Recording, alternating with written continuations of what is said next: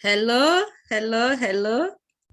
You're all welcome again to this RSH webinar. Happy to have you all. The title of our webinar is Creating Culture of Inclusion, and it's organized by Safeguarding Resource and Support Hub, RSH Nigeria. My name is Oge Chukwudozie, a safeguarding and protection professional, and currently the national representative of RSH Nigerian Hub. RSH is FCDO-funded program to support CSOs to strengthen their safeguarding systems and practice. RSH conducted a research in collaboration with Joint Association of Persons with Disability, JONAPID Nigeria, on how organizations of persons with disability, OPDs, are keeping people safe. The research revealed poor understanding of safeguarding amongst OPDs. Safeguarding was understood as addressing harm outside of the organization. But safeguarding is encapsulated in the do no harm principle, but with focus on organizations not causing harm to community and also their staff.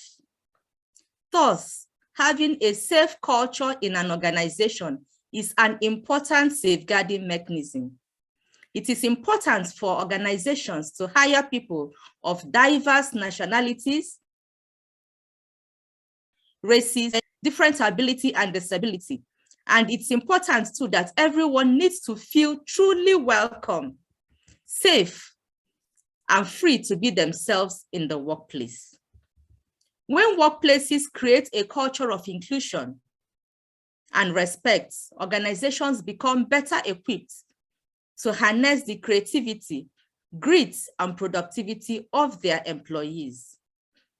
In this webinar, therefore, the panelists will discuss the role of leaders in an organization's inclusive culture, the recruitment strategies that reflect inclusiveness, and how to ensure organizations are a safe space for employees. We have two panelists who will talk us through key parts of this webinar. Our first panelist is Tunde Sawyer. Tunde is currently the Director of Human Resources and Admin at Save the Children International, the Nigerian country office. He has over 13 years of experience working in the banking, government, and INGO sectors. In these sectors, he has occupied legal and human resource roles. He is a trained lawyer with 14 years post-call experience at the Nigerian bar. In his current role, HR and admin at Save the Children, he has been part of an organization-wide diversity, equity, and inclusion, DEI drive, with a focus on West and Central African region. As a trainer on the topic, he has led on sessions in understanding unconscious bias at work, cultural competency, microaggression, development and understanding, amongst other competency areas of DEI. Our second panelist, Ishaku Adamu, has bachelor's degree in political science from Gombe State University, Nigeria, and a master's degree in political economy from the University of Manchester, United Kingdom. He is a dedicated disability rights activist and an academic. From 2005 to date, Ishaku has held numerous positions on disability rights and advocacy, both in and outside Nigeria. He was the 2016 Mandela Washington Fellow. He is currently the national president of the umbrella body of blind persons in Nigeria since 2015. So before we start, please, a few points on housekeeping. First, you are all on mute with your videos turned off. This is just to support the quality and connection of the webinar. The chat is open if you would like to share your name and organization. Panelists will be sharing links to relevant resources and are available to support with any tech issues you may have. Please be aware that we'll be recording this webinar to share on the online hub afterwards for anyone who was not able to join. Your names will not be visible. This webinar is available in English. Sign language interpretation is also available, and also closed captions. You can select closed caption marked CC from the control panel if required. Please also be advised that this webinar contains content on safeguarding that some may find distressing. If you would like to ask any questions, please add them to the Q&A function throughout the webinar. You can find the Q&A in the controls panel on the bottom of your screen. You can add new questions or upvote any existing questions. We will try to cluster them in order for the panelists to answer as many of them as possible. We have also put the info email for the hub in the chat. Please do write to us if you have any follow-on questions. At the end of the webinar, we will share a live poll on screen for feedback on today's webinar. Please do complete this. At this point, I want to invite our first panelist, Tunde Sawyer. Tunde, please.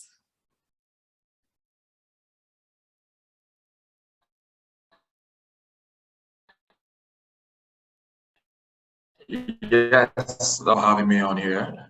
I've been introduced, so I wouldn't dwell much on that. But today we are going to be talking about an interesting topic, one which is of primary importance in the development sector and even beyond, in every place where human beings come together to work. But first of all, let's consider what an inclusive workplace is. Now, we all work in places, in offices, whether remotely, as it is more common these days, or even in our physical offices.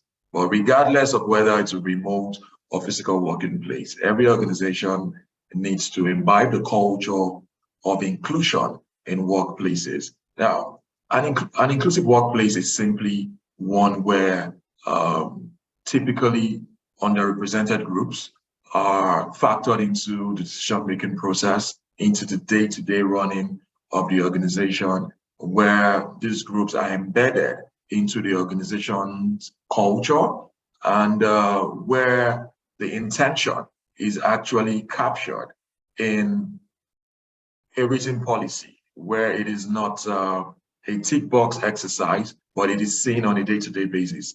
In summary, a workplace where inclusion, where representation matters a lot and is tied to the values or the mission statement of the organization. Now, I have worked in a lot of places in my career, and looking back, I can't boldly say that everywhere I've worked has had an inclusive work culture, and the realization, to be honest with you, has hit me in the past 4 years, where there has been a rapid change in the approach organizations have been taking when it comes to diversity and inclusion.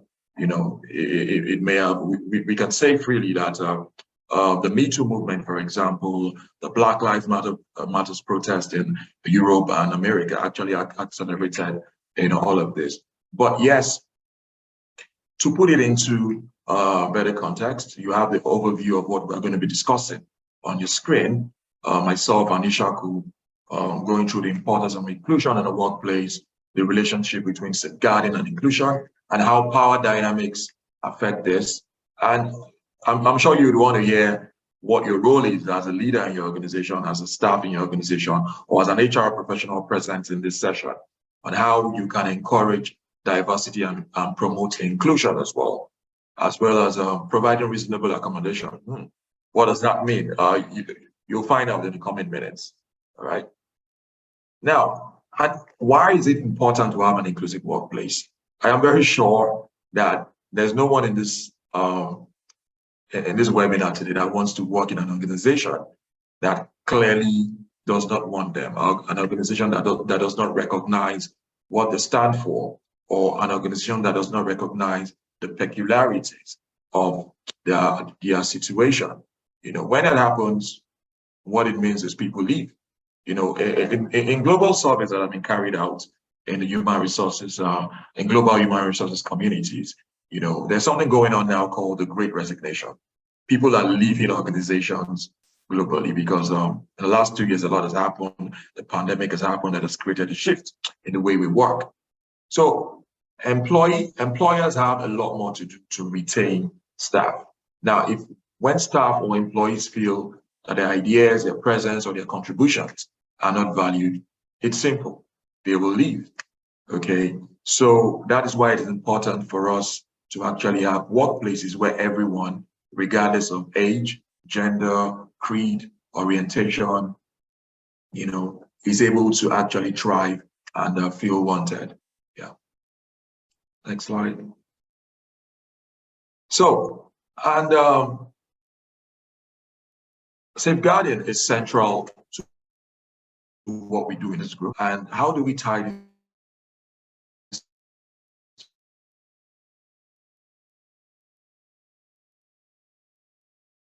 to inclusion? What is I hear conversations, especially in our sector, when it comes to safeguarding? It's something I frown out a lot, which goes along the lines of we want to make sure our safeguarding principles are in place, are being complied with, because if we do not, it may result to a loss of donor funding. Yeah, that's true, but is that the primary reason why we should actually, elevate the safeguarding conversation when, in tying it to inclusion? No, the primary beneficiary of this is actually the staff. If staff do not feel safe, if they do not feel psychologically safe in the place of work, okay, then, the management of the organization, regardless of how much donor funding is being received, is not doing the actual groundwork. Okay. Now, for clarity, when we say safeguarding, it means steps taken by the organization to make sure everybody who comes in contact with that organization, whether children, adults who are staff of the organizations, beneficiaries, volunteers, marginalized groups, are kept safe from harm. We want to make sure they are kept out of harm's way. We want to protect people, and we want to make sure staff members are actually complying with the policies of the organization. Now, where policies do not exist, then it's even critical. But there's a high chance that an organization is likely to have a safeguarding policy in place. So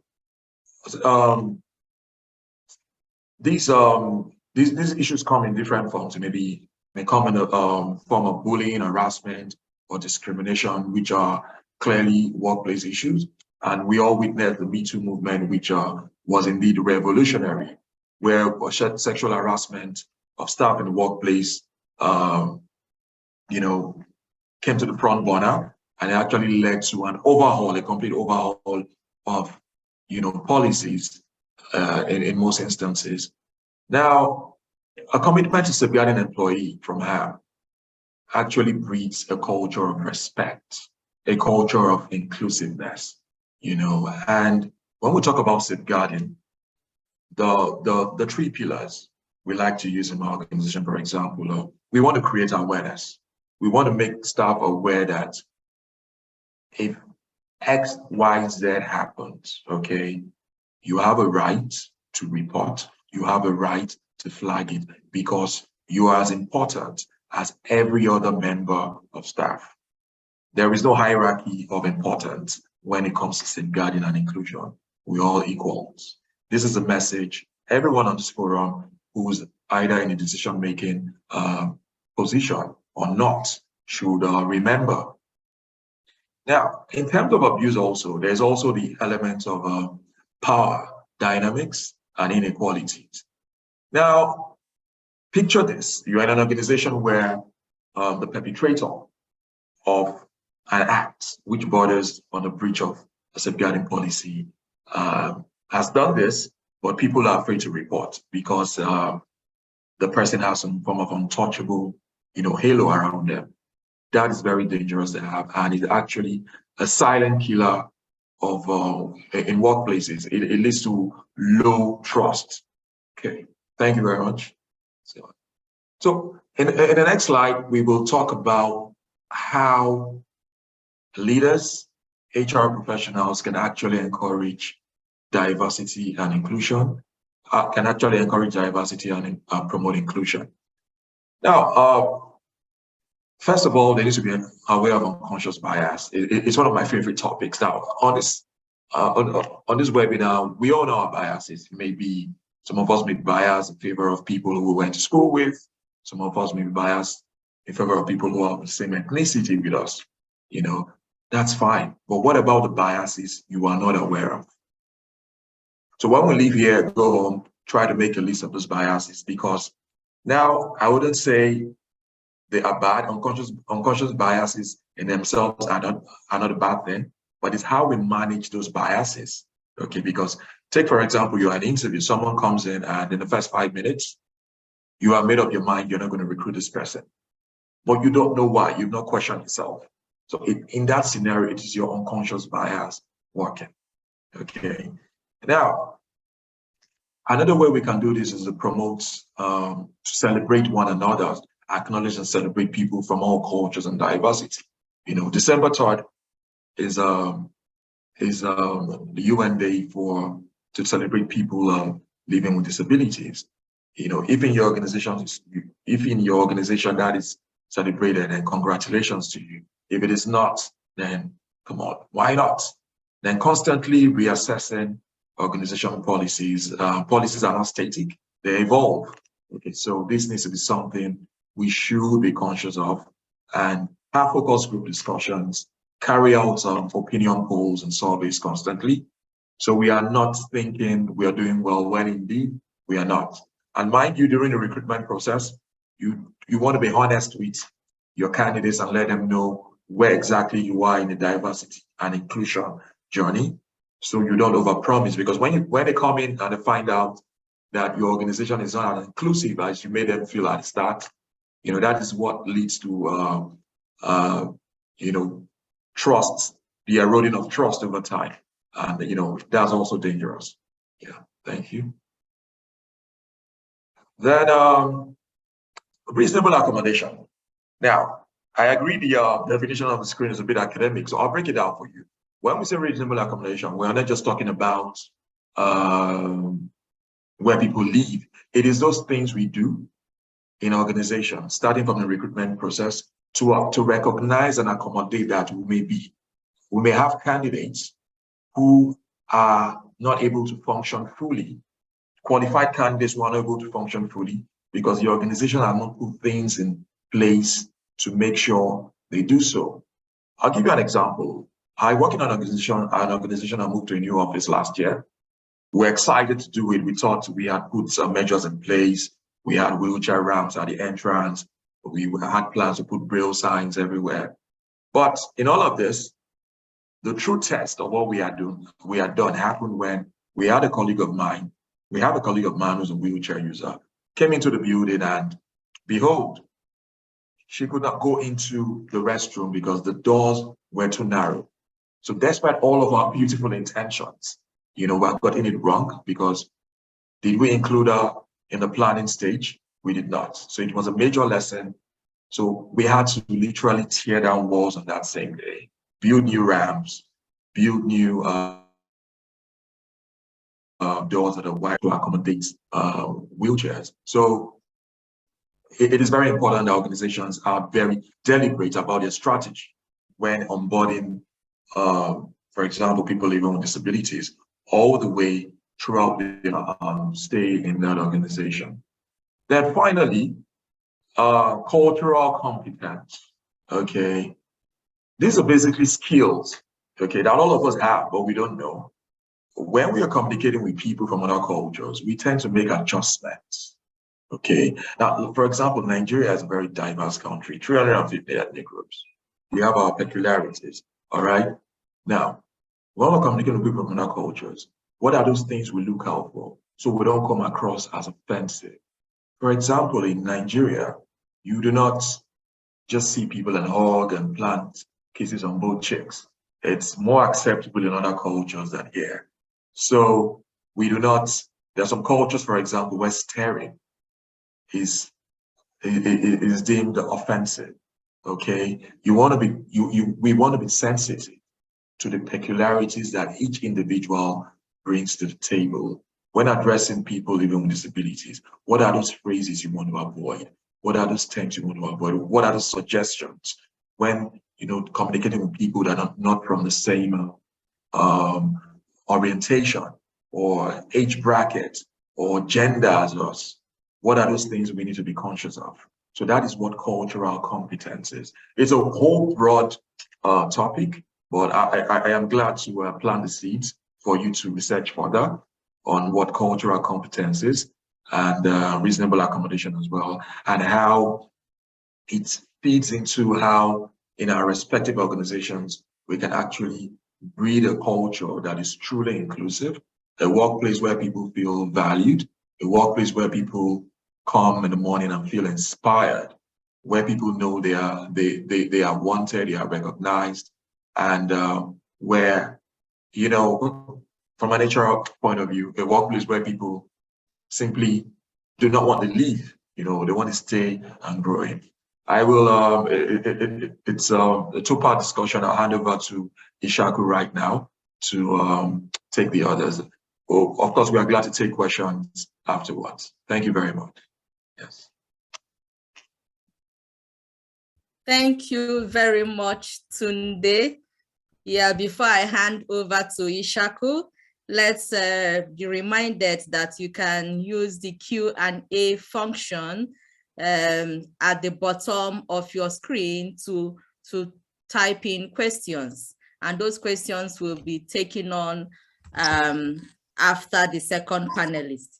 Tunde, thanks indeed. Your session, is really enlightening. For us to be reminded that safeguarding goes beyond compliance. So organizations that do it just so as they don't lose donor funding, it goes beyond just that. It's also important in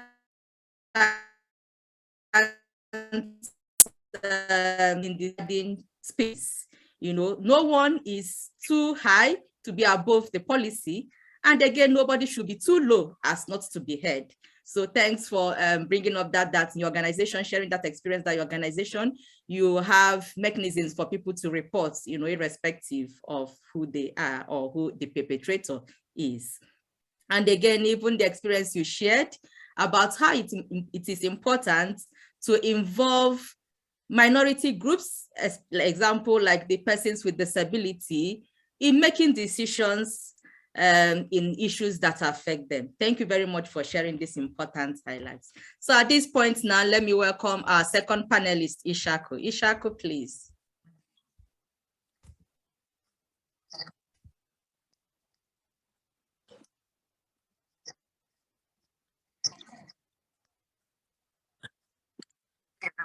Okay, good morning, everybody. Thank you, Odi, and thank you all participants for joining this webinar. My name is Ishak Adamu, and I'm going to talk on two issues today regarding making a workplace inclusive and also ensuring that safeguarding issues have been well taken care of for everybody in the workplace. So I'm going to talk on two issues. Number one, I'm going to talk about safeguarding risks persons, the minority group, with a focus on persons with disability. And then secondly, I'm going to talk about practical steps to truly create an inclusive workplace. Next slide, please. Thank you. So what are some of the safeguarding risks faced by persons with disability or minority groups in a work space. As we know, persons with disability constitute the largest minority group in the world. About 15% of the world population constitutes of persons with disability, according to WHO and World Bank report 2011. And so even in a workplace, persons with disability seems to be minority, sometimes invisible. So that is why when it comes to safeguarding issue, their issues are mostly overlooked and they face greater challenges when it comes to safeguarding issue within organization. Persons with disability and other minority groups face high risks of abuse, neglect, and harm, including risks of sexual exploitation and harassment. Also, persons with disability are less likely to report because the reporting system are not accessible or safe. So in an organization, if the safeguarding policy may be put in place, but for persons with disability, they may not likely to report because those processes put in place to report safeguarding issue are not accessible. Let me give an example on that. If I'm a blind person, for instance, or a visually impaired in an organization, and then the mechanism put in place to report safeguarding issue are not in a format that I can be able to access and report whatever issue I have regarding safeguarding concern within the organization, I may not be able to report. Or if the process is not safe for me, I'm not feeling like, okay, it is going to be safe afterward. And then there are issues of confidentiality, maybe when I have to get somebody to write the report for me, and then I involve the second person. Then the second person, he is aware of the issue because I cannot independently use such processes. So in most organizations, such processes are not accessible for persons with disability, or they are not safe for somebody to be able to report when there is a safeguarding issue. Women and children with disability are reported also to have high risks of sexual abuse in an organization or in a workplace. This we can understand in a workplace because maybe, for instance, women with disability, because of the vulnerability in a workplace, though persons with disability are not inherently vulnerable, but maybe the system put in place make them to be vulnerable in a particular situation. That is why the United Nations Population Fund reports that women with disability face 10 times higher risks compared with other women in the workplace. Discrimination of persons with disability started in a workplace right from the recruitment process and also up to the time when they join the workforce. So in the recruitment process, persons with disability may likely face some challenges and also face some safeguarding issue. Maybe other people will take the advantage of them, possibly because the recruitment process is not inclusive and it's not also quite friendly for persons with disability to be able to apply. And also after they join the workforce or a particular organization, colleagues may likely not be able to work with persons with disability because they lack issues and understanding around disability issue. So they may likely use unfriendly language that are not friendly for persons with disability, or it can be quite emotional to them verbally. So colleagues may likely use such kind of word, and they may not know that they are also causing harm on persons with disability, particularly women with disability in a workplace. And then even within the group of persons with disability, there are some also minority group within persons with disability, like persons with intellectual disability, like persons with other types of disability that persons are not commonly seen around them. So they may be able to use some words that are not welcoming and also that will not be helpful for persons with disability, and that may affect them psychologically.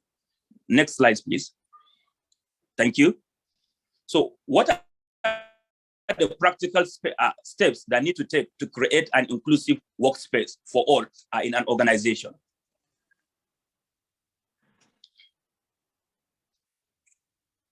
One of those practical steps that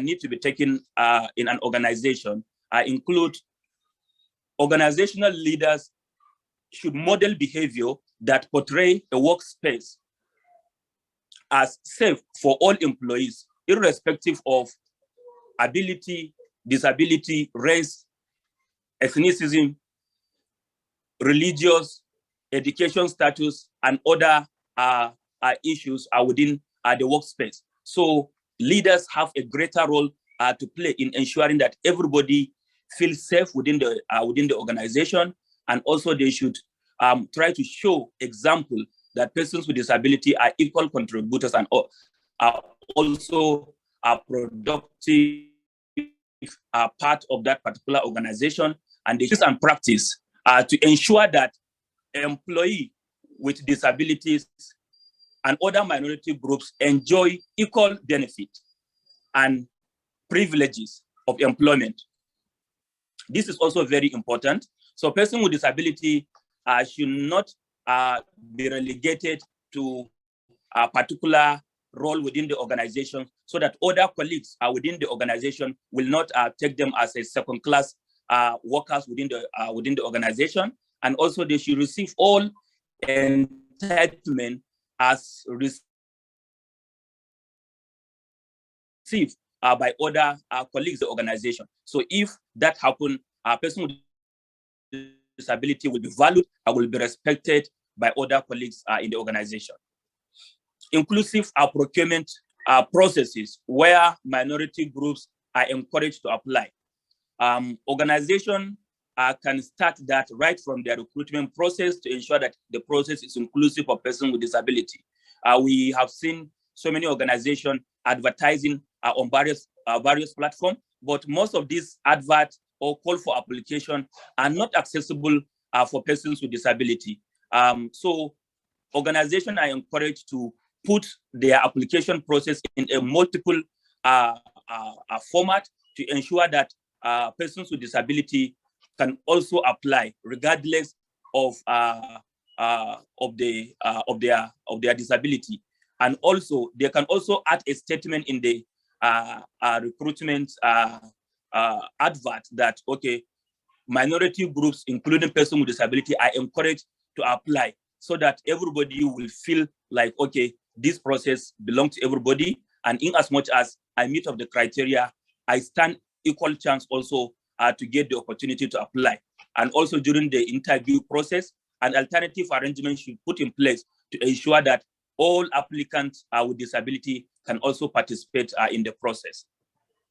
And next point is that modification and adjustment to the work environment is also very important, and also to make the work quite flexible for persons with disability. So if it means the organization can make the work being assigned to person with disability quite flexible, so that he or she can be able to do. For instance, he can be decided to work at home.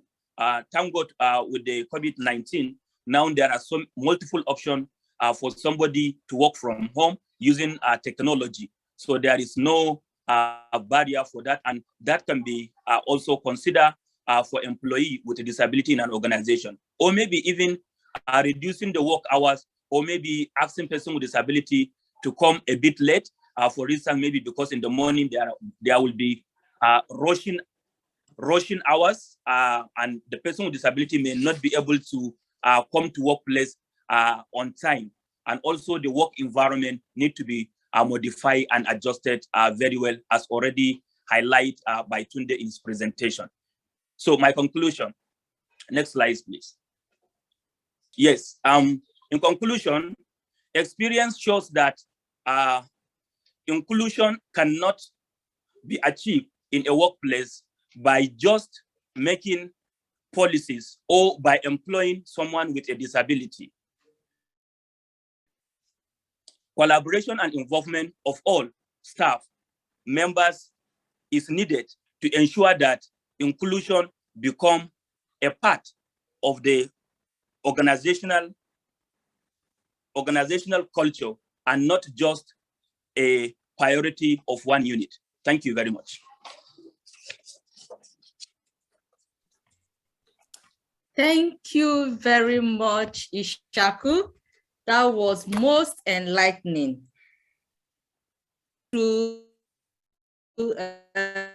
some of the safeguarding risks that minority groups face, including persons with disability. And we saw that there is an increase in sexual exploitation abuse and other harassments, and even discrimination, and that women and children with disability are more at risk of sexual exploitation, and also that reporting mechanisms might not be safe and accessible.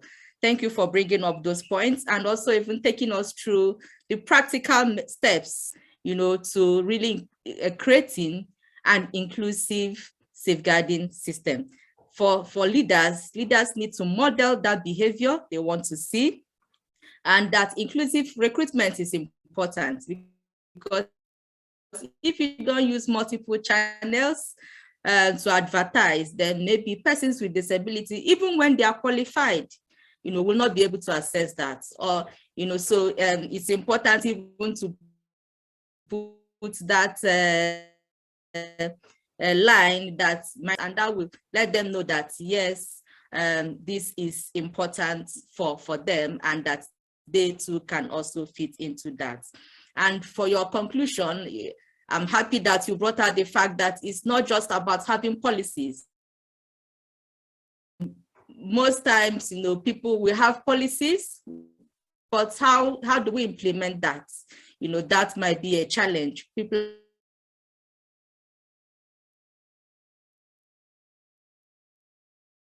Thank you very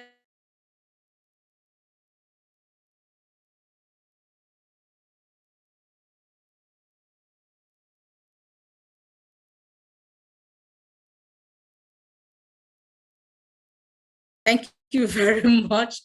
Thank you very much, team. Yeah, we're in this part of the globe that internets also do mess up. So I don't know at the point where I stopped, but I was just appreciating Ishaku, our second panelist, on taking us through the safeguarding risks that minority groups and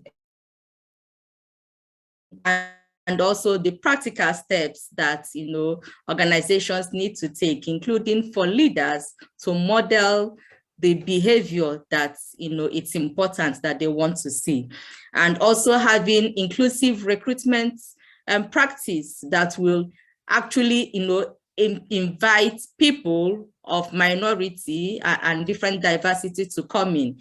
So when we use multiple channels to advertise, then that will make it possible for persons with disabilities, with the different forms of disability, to be able to know that the organization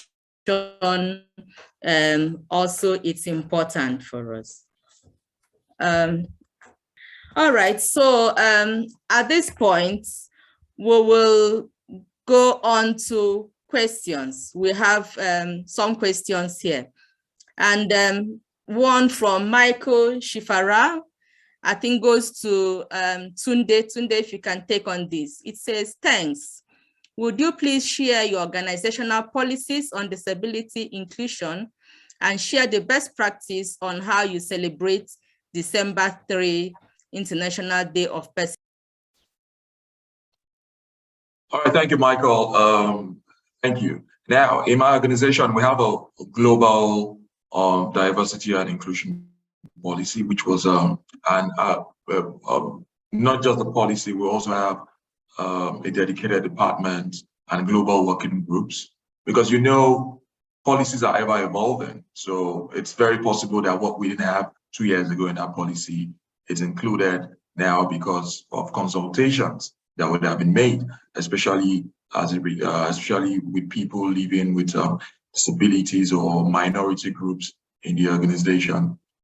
So for the best practices on how we celebrate December 3rd, I think there's a lot of days to celebrate that should reflect, that we are an inclusive organization. But December 3rd is special. It's just one day in 365 days set aside to actually highlight, celebrate our colleagues' living sensitive as to how we can actually better assimilate them as part of the workforce, because they're integral. If we preach equality, then it should actually reflect in our day-to-day ways of working. Like somebody said in the chat box, that leaders need to walk the talk. We need to move beyond policies and actually set aside days such as December 3rd to celebrate our colleagues and ourselves too. Yeah, thank you very much.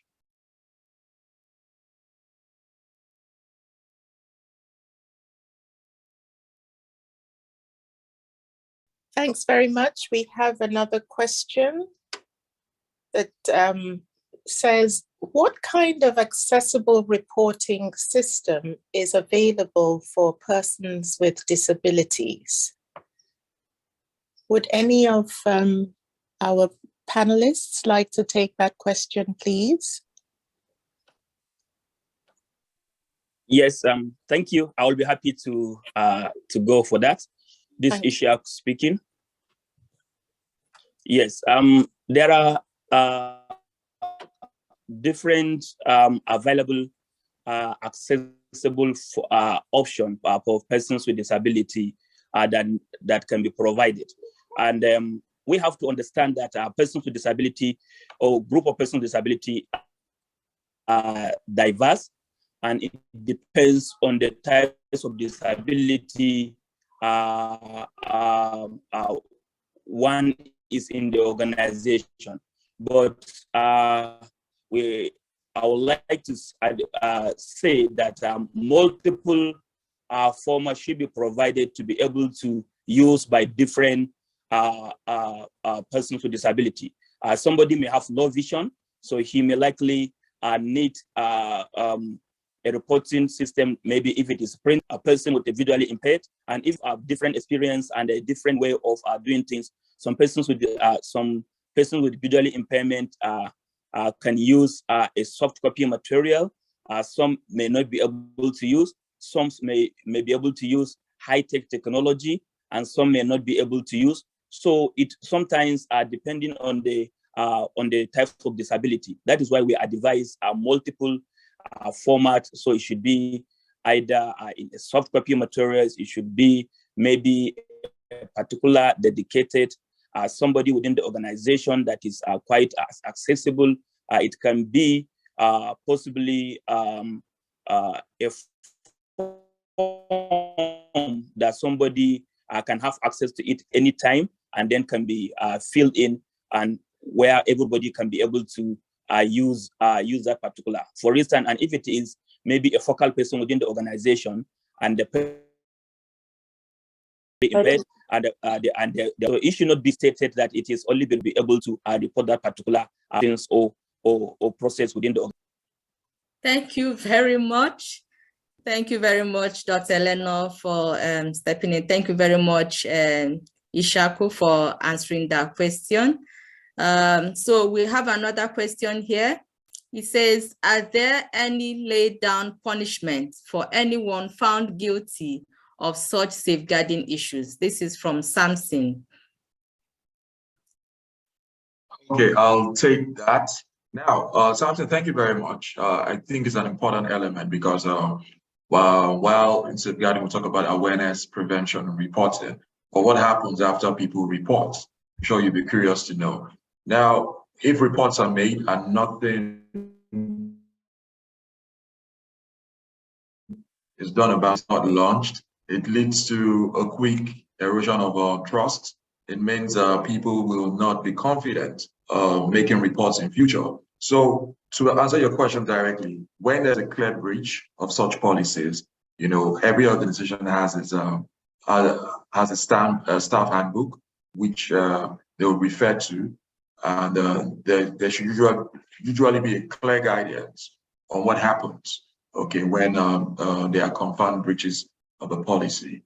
We like not to call it punishment, Well, these are actually corrective measures. It could lead to a warning, termination of contract, or dismissal. But yes, for actions that actually are confirmed to be breaches of policies, there should actually be consequences, because it's not just about the organization and the perpetrator. Is also about the victim, okay, the person who has suffered either bullying or harassment here, and the trust that it breeds, with other staff in the organization as well. So it's really broad, and it's important that organizations take the bold step, to take actions where they are confirmed policy breaches. Thank you very much.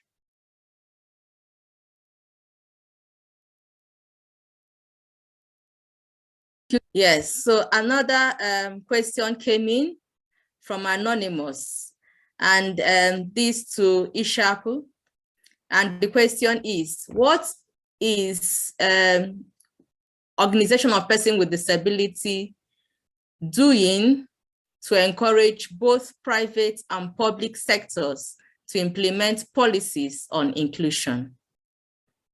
Ishaku, do you want to answer that? Yes, please.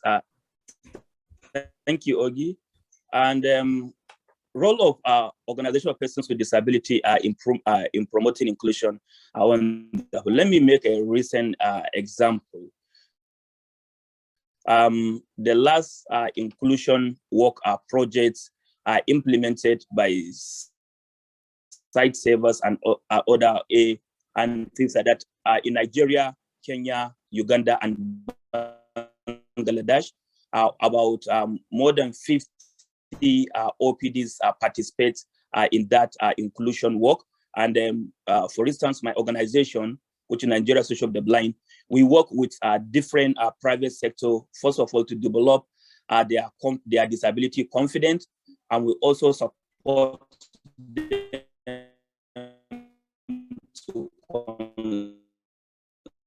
to conduct accession to understand their HR policy.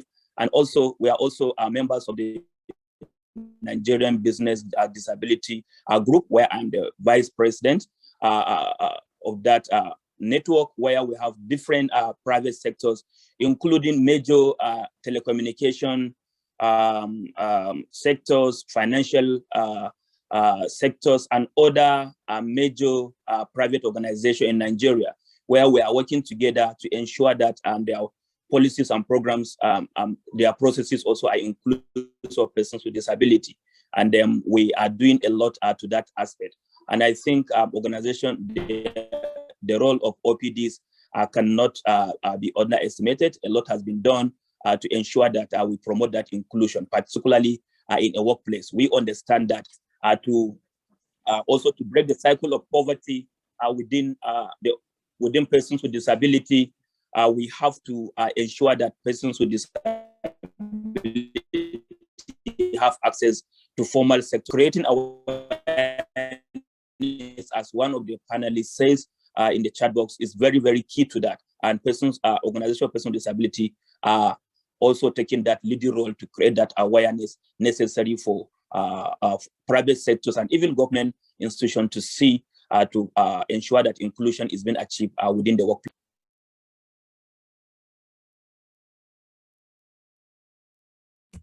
Thank you very much. Maybe we take just one last one from Janet. Janet says, as a person with disability, your employer did not provide you with reasonable accommodation. And each time you complain, they ask you to resign, that a lot of people are looking for the same opportunity. What do we do? Ishaku, do you want to quickly respond to that?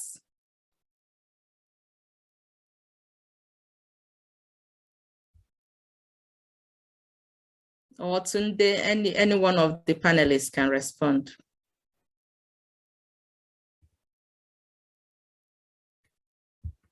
Okay, I'll have a go at this. Now, I think that environment is, in simple terms, as a toxic work environment. I think and there's a lot of work to be done there, because there's so many layers. One, the responsibility of any modern day employer provide reasonable accommodation to people living with disabilities. It should be embedded in the culture of that organization. That's one. Then two, a situation where the person is being asked to take it or leave it. It's simply not right. You know, what I would ask that employee to do is to escalate it up. If there are reporting mechanisms, please take advantage of it. Make sure your voice is heard. If it's an organization that has headquarters beyond, I see elements of bullying, harassment, and you know, people being taken advantage of. Thank you. Thank you very much. Yeah, please, if Ogi, if I may add to this, please, this issue I'm speaking.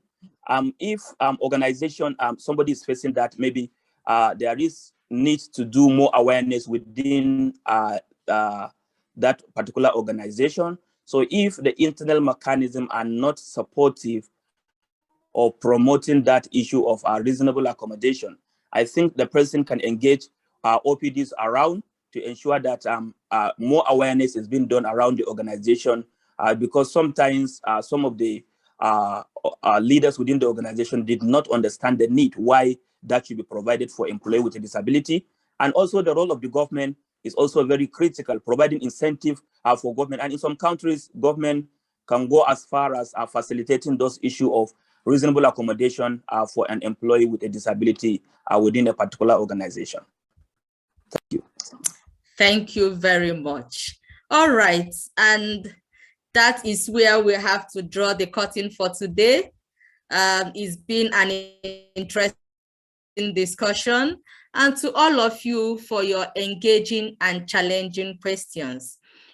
A poll has now been shared with you. Please do complete the questions, answer the questions. This will help us to tailor our services to suit you and to continue to improve on the events we deliver.